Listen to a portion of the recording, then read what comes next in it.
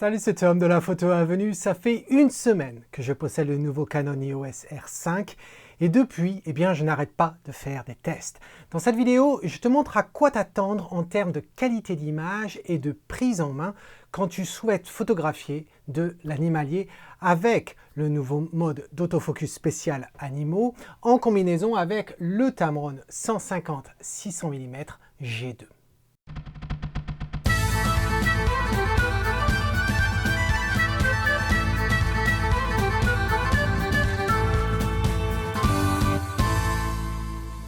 Quasiment tous les jours de la semaine qui viennent de s'écouler, je suis sorti à l'aube dans une réserve naturelle à 10 km de la maison dans l'East Lothian, en Écosse. C'est un superbe terrain de jeu où j'aime photographier les oiseaux, mais vraiment ce qui m'amuse le plus, c'est de jouer à cache-cache avec les chevreuils. Alors, je t'avoue que j'avais énormément de doutes par rapport à l'efficacité du Tamron 150-600 sur le R5. Certes, j'avais vu certaines utilisations avec le R, mais le R5 n'a ni la même résolution, ni le même système autofocus que le R. Afin de te montrer au mieux comment l'appareil fonctionne, j'ai utilisé en fait un moniteur enregistreur, le Ninja 5 d'Atomos. Ici, je peux te montrer que la boîte, car actuellement, il est branché sur le R5 qui est en train de filmer cette vidéo en 4K 50 images secondes si cela t'intéresse. Cet outil est vraiment génial, car non seulement je peux enregistrer mes vidéos dessus sans être impacté par la limite des 30 minutes d'enregistrement qu'on a sur les appareils photo, mais en plus, je peux enregistrer ce que je vois dans le viseur électronique ou l'écran LCD. Cela dit, il faut savoir que quand il est branché via le HDMI sur le R5, ni le viseur ni l'écran LCD ne fonctionnent. Donc la seule façon pour moi de faire la mise au point, c'est en regardant cet écran de 5 pouces du Ninja 5. Crois-moi, c'est pas si simple quand tu n'es pas sur un trépied, quand l'objectif 150-600 de Tamron qui pèse 2 kg, le Canon R5 738, le Ninja 500 g avec sa batterie, le tout en gros 3,2 kg. Heureusement, j'utilise toujours mon monopode, mais naviguer dans les herbes hautes et ramper tout en communiquant ce que je suis en train de faire, c'est vraiment pas facile. Et d'ailleurs, j'ai trouvé que ceci ne retranscrivait pas exactement toute l'expérience. J'ai donc décidé de t'amener également avec moi dans le zoo d'Édimbourg, là où c'est quand même beaucoup plus facile. Avant ça, regardons quand même ce qui s'est passé lors de ma dernière séance dans la réserve, où justement, j'ai essayé d'enregistrer au mieux. Alors là, ce que tu peux voir, c'est si je n'applique pas en fin de compte la track. Et donc, je suis avec un spot là. Et tu vois, je vais essayer en fin de compte de suivre l'animal. C'est pas forcément facile. Voilà l'expérience que l'on aurait avec un DSLR. Avec le R5, tu vois, dès que j'active en fin de compte la track et la reconnaissance à l'œil, automatiquement, il suit l'animal. Et même si l'animal, en fin de compte, se déplace et traverse mon écran. C'est là vraiment le superbe avantage, parce qu'ensuite, on pourrait, en fin de compte, recomposer en fonction de ce que l'on décide d'avoir au final. Donc là, tu as la photo à l'original, telle qu'elle a été prise, et puis ensuite, recadrer et puis appliquer dans Denoise AI. Si tu ne sais pas, en fin de compte, de quoi je veux parler de Denoise AI, je t'invite à voir la vidéo qui s'affiche. Le lien s'affiche en haut à droite de ton écran. C'est une vidéo qui traite justement de la gestion de bruit et la gestion de la netteté de tes photos. C'est une nouvelle technique que j'emploie depuis un peu plus d'un mois maintenant. Si tu n'as pas vu la vidéo, je t'invite à la voir. Ensuite, c'est un peu plus tard dans la matinée et là, tu peux voir, je suis quand même très loin. Je suis au maximum à 600 mm et je me trouve à peu près entre, je dirais, entre 50 et 100 mètres, on va dire, de cette branche. Et voilà, tu vois plusieurs prises en fin de compte, prises en rafale et là, la dernière. Là, une branche relativement plus proche de moi, mais tu t'aperçois quand même qu'il arrive à détecter l'œil. Et puis, je peux essayer de recomposer, en fin de compte, mon image comme je l'entends. Voilà. Alors, juste pour prendre une seconde là-dessus, tu t'es aperçu que les quelques images que l'on a vues étaient relativement sombres avant. Et en fin de compte, je me suis aperçu qu'il me demandait un certain temps d'adaptation à la luminosité de l'écran LCD ou de l'EVF. Je trouvais en fin de compte que les deux écrans étaient plus lumineux et même ce que j'avais au sortir du l'Atomos qui a une luminosité très prononcée, qui est très pratique pour être à l'extérieur d'ailleurs, mais c'est vrai que quand on souhaite juger de la luminosité d'une photo et si on se base uniquement sur ce que l'on voit à l'écran, on peut être trompé. Et ça m'a forcé justement à regarder davantage l'histogramme. La bonne nouvelle, c'est que l'histogramme, on peut le voir dans le viseur. On peut le voir à l'écran LCD, bien sûr, mais dans le viseur, ce n'est pas quelque chose que j'avais l'habitude d'avoir, bien sûr, dans le mode DSLR. Voilà, donc c'était juste en passant comme ça une petite information, comme je découvre en fin de compte ce mode mirrorless. Alors là, voilà une autre branche un peu plus loin et on voit donc ces deux oiseaux. Et on s'aperçoit, c'est assez intéressant comment l'appareil essaie de détecter l'oiseau ou le sujet. Ce que j'avais remarqué, c'est que très souvent, j'étais amené à lui spécifier, à essayer de l'aider, de mettre le curseur vers le sujet et je te montrerai ça tout à l'heure. C'est un mode en fin de compte que l'on peut paramétrer. Là, je suis vraiment très loin. Je suis à peu près à 100 mètres, 150 mètres, oui, facilement 150 mètres du chevreuil. Et tu vois, il arrive à le traquer dans les herbes et puis après, il le perd. Alors avant de passer aux zoo, voici certaines photos que j'ai eu le bonheur de capturer dans la semaine avec le Canon EOS R5, mais sans l'inconvénient du Ninja 5 et sans la pression d'enregistrer quoi que ce soit.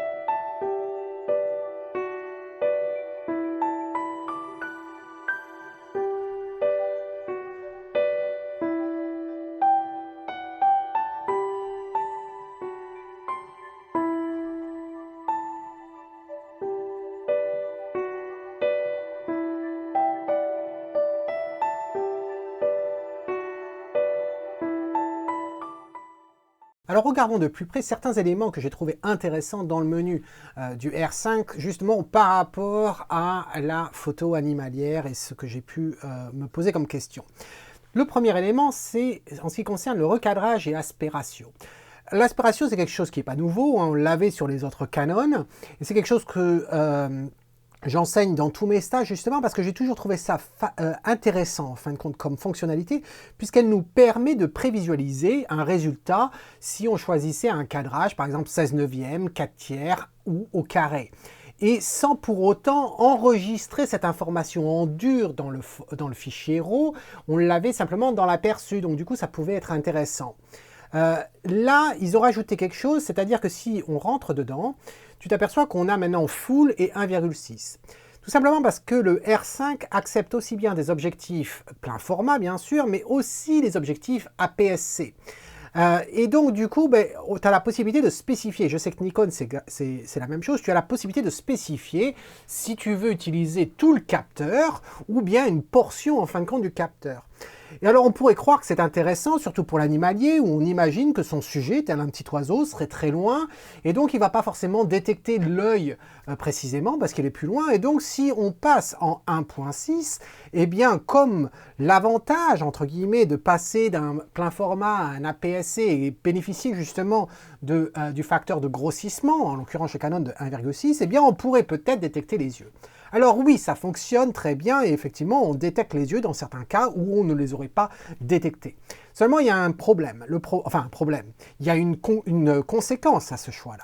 La conséquence, elle est que, contrairement au mode 1.1, 4/3 et 16/9, eh bien là, tu n'utilises pas tout le capteur. Tu utilises vraiment une partie réduite du capteur qui correspond à un capteur APS-C. Et donc, du coup, ta photo finale, ton fichier RAW, eh bien, il ne va pas faire 45 mégapixels. Non, il fait en fait compte les 18 mégapixels qui correspondent à la version APS-C, c'est-à-dire les 45 mégapixels divisés par le facteur de réduction 1,6. Donc, certes, tu vas gagner en mise au point, mais tu ne vas pas forcément gagner au final dans la qualité de ton image. Et personnellement, je préférerais avoir mon fichier 45 mégapixels et recadrer par la suite plutôt que d'être bloqué avec une petite image. Voilà. Donc ça, c'est le premier paramètre. Ensuite, une autre caractéristique, on va y aller, ça va être ici, le mode d'obturation. Alors, on aura l'occasion, je ferai une vidéo spécifique au mode d'obturation parce que sur le R5, on en a 3. On en a 3, si je clique dessus, tu as le tout électronique qui utilise le capteur pour s'allumer et s'éteindre, c'est l'avantage du CMOS. Mais ensuite, on a également le premier rideau électrique et ensuite, au début, on a également le rideau mécanique, purement mécanique, comme on a sur un DSLR. Voilà, j'ai testé les 3 et j'aurai l'occasion de te faire une vidéo spécifique à ça, mais il n'y a aucun souci avec l'un ou l'autre en ce qui concerne l'animalier, vraiment aucun problème. Ensuite, ce que je voulais te montrer, c'est si on va ensuite dans le mode AF. Alors, le mode opération AF, cerveau AF, eh bien c'est soit cerveau, soit one shot. One shot, c'est une photo unique. Cerveau, c'est le mode continu. C'est ce qui a remplacé le cerveau AI ou AI cerveau, comme on avait sur les DSLR, qu'on a toujours sur les DSLR, que j'avais sur le 5D Mark IV, c'est ça que je veux dire. Donc là, c'est cerveau AF. Et puis la méthode AF, eh bien là, on a plusieurs choix. Tu as la track, c'est le petit visage, plus le suivi. Et ensuite, tu as bien soit un spot, soit un collimateur, soit un collimateur un peu élargi. Et puis, tu en as d'autres que j'ai désactivés parce que j'en ai pas besoin. Alors, au début, eh bien, j'espérais, en fin de compte, qu'en choisissant ce mode-là, la track et le suivi, automatiquement, il détectait mon sujet, que ce soit son visage, ses yeux, etc. Mais ce n'est pas vraiment le cas, surtout en plus quand tu vas utiliser une longue focale comme un 150-600, eh bien tu as beaucoup de distance par définition et du coup ben, il a tendance à se déplacer et à chercher, c'est pas toujours simple. Surtout si par exemple la dernière mise à jour, la dernière mise au point que tu as faite est relativement proche et que la prochaine est très loin ou inversement. Et donc j'avais paramétré, on a la possibilité de paramétrer sur cet appareil beaucoup de boutons, également les molettes, et j'avais paramétré le bouton qui est le bouton étoile que l'on trouve à l'arrière de l'appareil. C'est un bouton que j'utilise jamais en fin de compte parce que sa fonctionnalité par défaut c'est d'enregistrer ton exposition, ce qui pourrait être pratique si tu fais une exposition et tu veux que la prochaine utilise les mêmes paramètres que la première, mais à ce moment-là je préfère être en mode manuel complet plutôt que d'utiliser cette fonctionnalité là. Et donc du coup ce bouton me sert à rien. Et ce que j'avais fait, c'était de paramétrer ce bouton-là pour changer la méthode AF. Alors on pouvait de toute façon changer la méthode AF en utilisant un autre bouton déjà natif qui est le MFN, qui est un multifonction en fin de compte qui se situe légèrement devant la molette que l'on tourne avec l'index. Mais ce bouton je trouve très dur. Il est tout petit, mais il est très dur, c'est surtout ça le problème, et qui nous permet de faire plusieurs choses, et je n'aimais vraiment pas l'utiliser, et donc du coup, je préférais faire ça. Et l'idée, en fin de compte, c'était que quand j'attaquais une scène, eh bien, la première chose que je faisais, c'était que je cliquais sur le bouton étoile pour me paramétrer le AF Spot. Là, je trouvais mon sujet, je faisais la mesure, et très vite, j'appuyais sur l'étoile 2 autres fois, 1, 2 et 3 fois, pardon, et là, j'arrivais sur le mode de suivi, et il me traquait mon animal sans problème.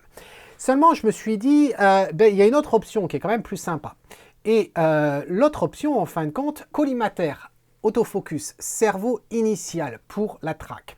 Et là, en fin de compte, eh bien, tu choisis. Et si tu le mets en auto, eh bien, il va essayer de faire les choses automatiquement. Mais si tu choisis cette option-là, eh bien, en fin de compte, ça réagit comme le scénario que je t'avais donné tout à l'heure, où j'appuyais sur l'étoile et que je sélectionnais le one shot. Et donc, grâce à ça, au moment où je passe sur une nouvelle scène, eh bien, il va avoir le fameux carré du collimateur et il attend en fin de compte que je le bouge. Je le bouge avec le curseur qui est très très très rapide, hein, comme tu as pu le voir dans la vidéo. Et donc, du coup, ça me permet de déplacer le curseur là où j'en ai besoin et de cliquer sur iPhone et là il attaque la track. Donc j'ai trouvé ça très intéressant. Là, c'est le sujet à détecter. Bien, c'est animal, on a la possibilité de choisir les personnes animales ou pas de priorité. Détection de l'œil, bah, c'est évident, soit tu l'actives, soit tu la désactives. Je ne verrai pas forcément l'intérêt de la désactiver, sauf si tu es en train de traquer quelque chose qui n'a pas d'œil, mais à ce moment-là, ce n'est pas un animal, donc je ne vois pas trop l'intérêt honnêtement. L'AF continue. Alors, ça peut paraître paradoxal que je l'ai désactivé, mais en fin de compte, cette fonctionnalité te permet de faire la mise au point et le tracking sans que tu aies besoin d'appuyer sur un bouton, que ce soit l'AF on comme je fais, ou bien à moitié sur le bouton de déclencheur.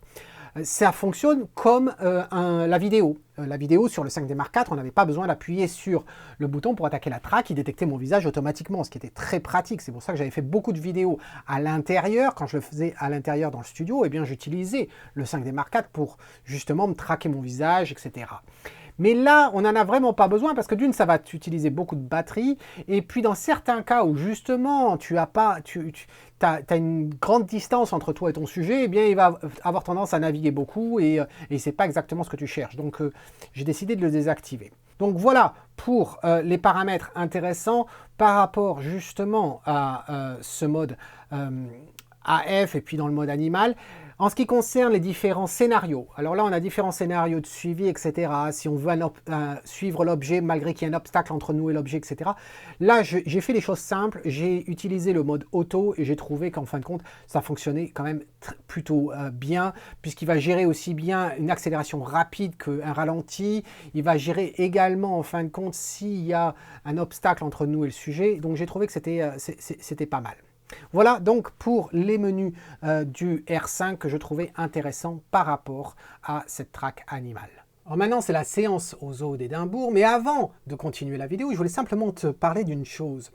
Encore aujourd'hui, on me pose des questions sur les quelques vidéos que j'ai publiées dans les dernières semaines sur mon choix de passer au R5 et on me demande mais pourquoi tu passes au mirrorless, tu avais un 5D Mark IV, tu crois vraiment que ça va changer les choses? Est-ce que c'est vraiment tes clients qui t'ont demandé de passer au mirrorless? Est-ce qu'ils en ont marre de voir des photos qui ont été faites avec un 5D Mark IV? Enfin ce genre de commentaire qui est complètement absurde bien entendu. Mais vraiment, les avantages à passer du DSLR au mirrorless, ils sont nombreux, mais il y en a vraiment deux principaux. Et non, ce n'est pas la taille ni le poids, bien entendu. Non, le numéro 1, ça va être la possibilité de voir l'exposition, de prévisualiser correctement la photo que l'on va obtenir sans avoir besoin de faire plusieurs tests. Et donc, si on n'a pas besoin de faire plusieurs tests, eh bien, ça veut dire qu'on prend plus de photos ou du moins, on passe plus vite fait d'une scène à l'autre. Là, on s'apprête à avoir une famille de Meerkat.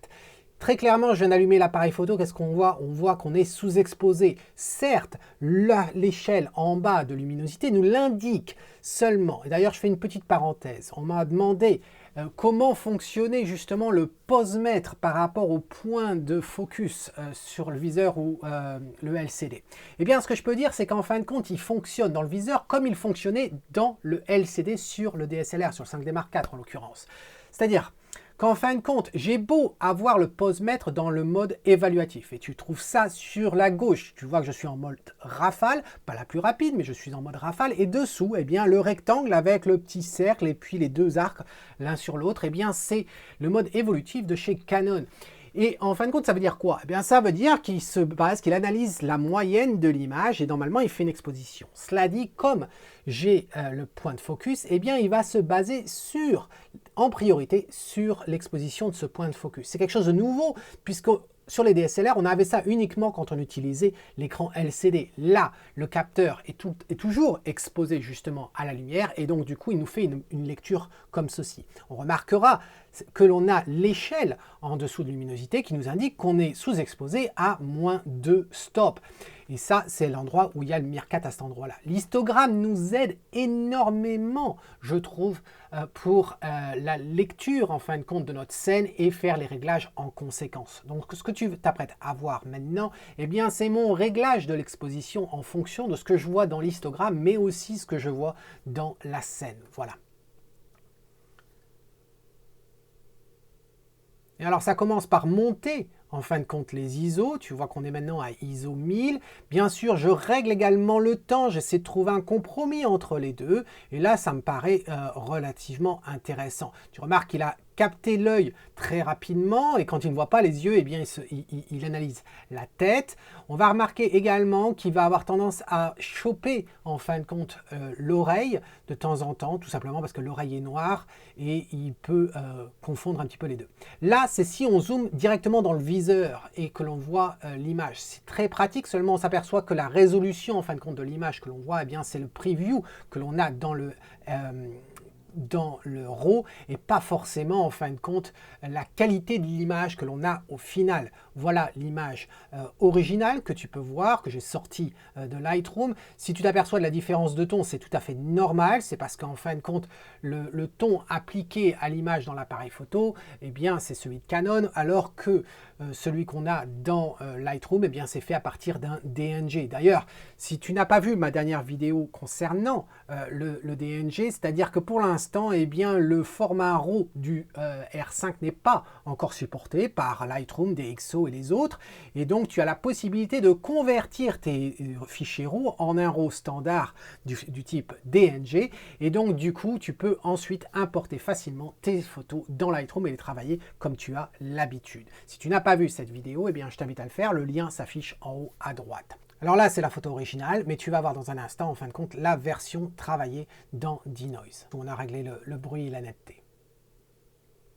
Alors ensuite, eh bien, il y en avait d'autres qui étaient un peu plus loin, et donc du coup, je voulais voir comment ça donnait, et tu t'aperçois qu'il va nous le capter relativement facilement, le temps que je cherche. Je t'avais dit que ce n'était pas si simple de faire la mise au point et de guetter ça en regardant l'écran au-dessus, mais tu vois, il passe d'un œil à l'autre très facilement.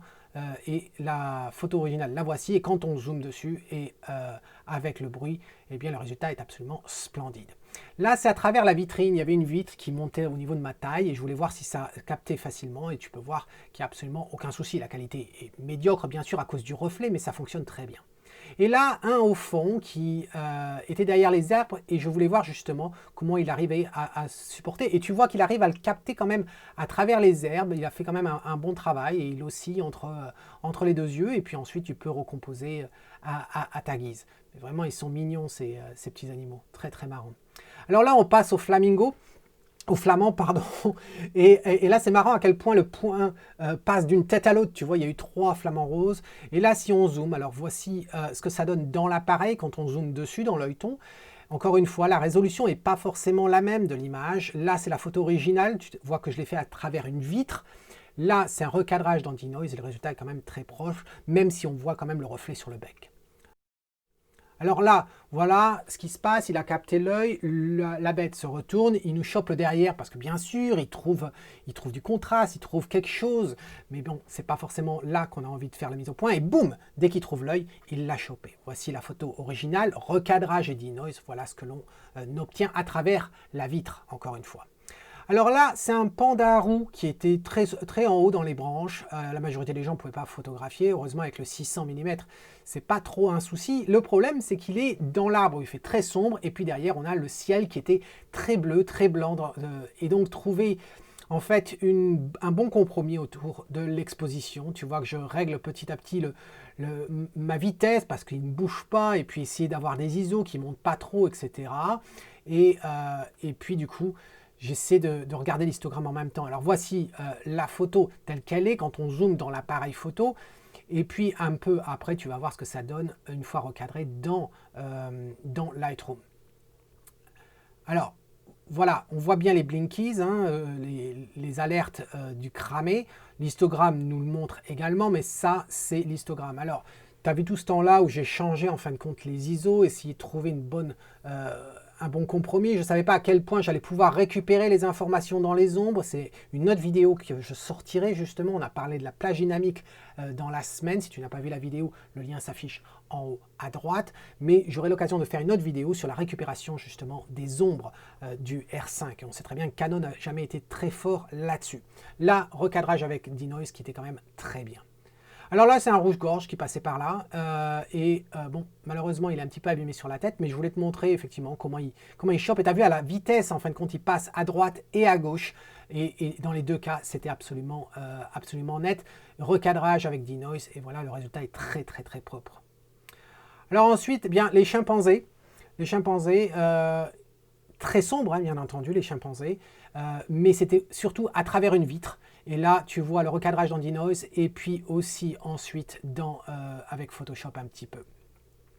Alors bien sûr, régler constamment les ISO, jouer là-dessus, ça ne me dérangeait pas en fin de compte de monter les ISO. Tu as vu la dernière vidéo où j'ai parlé justement de la plage dynamique et les ISO. Si tu ne l'as pas vu, le lien s'affiche en haut à droite. Et donc du coup, tu peux voir que je n'ai aucun souci à monter à 2500 ISO. Ça ne me fait pas peur et je pourrais même monter très très élevé avec ce R5 sans aucun souci. Ensuite, le bear, l'ours. Alors là, j'ai fait une rafale au fur et à mesure où il descend, justement pour voir, et tu vas voir ce que ça donne. Toutes les images sont absolument nettes au fur et à mesure qu'il descend, en fin de compte, de son perchoir. Et j'ai même ensuite fait un recadrage sur une des prises, où j'ai trouvé que c'était relativement intéressant, mais on s'apercevra que ma vitesse, en fin de compte, était un petit peu trop lente. Un 640e de seconde, c'était trop lent pour la patte, comme tu vas pouvoir te voir. Tout le reste est net, mais la patte est en mouvement et on aurait pu vouloir la figer. Mais ce n'est pas un problème de profondeur de champ ici. Et enfin là, eh bien, c'est d'autres singes que l'on a ici qui étaient absolument, ils sont marrantes ces singes-là vraiment. Et ce que je voulais te montrer, comme tu l'as pu voir au tout début, eh bien, c'est que je suis à travers un grillage et il arrive quand même à faire la mise au point relativement facilement. Il y a des fois, ça devient un petit peu extrême. Bon, les résultats sont vraiment pas terribles parce que bien sûr, on a ce grillage entre, même si on ne le voyait pas au moment de la prise de vue. Voilà. En conclusion, je dirais ceci. En ce qui concerne le Tamron 150-600 mm monté sur le Canon R5 avec l'adaptateur classique, les résultats sont bluffants. Je ne trouve pas que l'objectif soit lent ou manque de piqué. Je t'avouerai que j'avais prévu d'acquérir le nouveau Canon 100-500 mm qui doit sortir à la fin du mois. À cette heure-ci, je ne sais pas quoi penser. Donc je vais le louer quand il sera dispo et je ferai des tests et bien sûr, je ne manquerai pas de t'amener avec moi. Certes, les deux objectifs n'ont pas une plage focale identique, mais si la qualité optique du Canon est mieux, ainsi que la détection de la mise au point, alors je verrai à l'acquérir. Grâce aux 45 mégapixels, comme tu peux le voir, je peux facilement recadrer sans grande perte. En ce qui concerne le R5 et son mode de détection animalière, eh bien, elle est vraiment bluffante, elle également. J'ai pu faire quelques essais de traque d'oiseaux en vol et n'étant pas un expert dans l'exercice, je dois dire que les résultats sont bien mieux que ce que j'aurais pu faire avec un DSLR classique. Ce qui caractérise le Canon R5, c'est qu'il s'agit d'un appareil versatile comme les appareils de la gamme 5D. Dans la prochaine vidéo, on va voir comment il se comporte dans le portrait avec la mise au point. Mais déjà, les résultats dans le monde animal font de lui un outil pour la photo animalière très intéressant. En mode rafale, je n'ai pas souffert de blackout, c'est-à-dire un écran qui devient soudainement noir brusquement avec une perte de la traque. J'ai essayé tous les modes et je suis vraiment comblé. Cela dit, j'ai prévu de faire une vidéo spécifiquement sur les différents modes d'obturateur, car on en a 3 sur le R5. En attendant, j'espère que tu as trouvé cette vidéo intéressante et n'oublie pas de me donner un pouce, car ça aide beaucoup la chaîne. N'oublie pas non plus que tu peux trouver toutes les photos qu'on a vues aujourd'hui dans l'article blog qui accompagne cette vidéo. Comme d'habitude, le lien est dans la description. En attendant, eh bien cet homme qui te dit si tu aimes ce que tu vois, eh bien capture-le, quel que soit l'appareil qui nourrit ton inspiration. Cheers!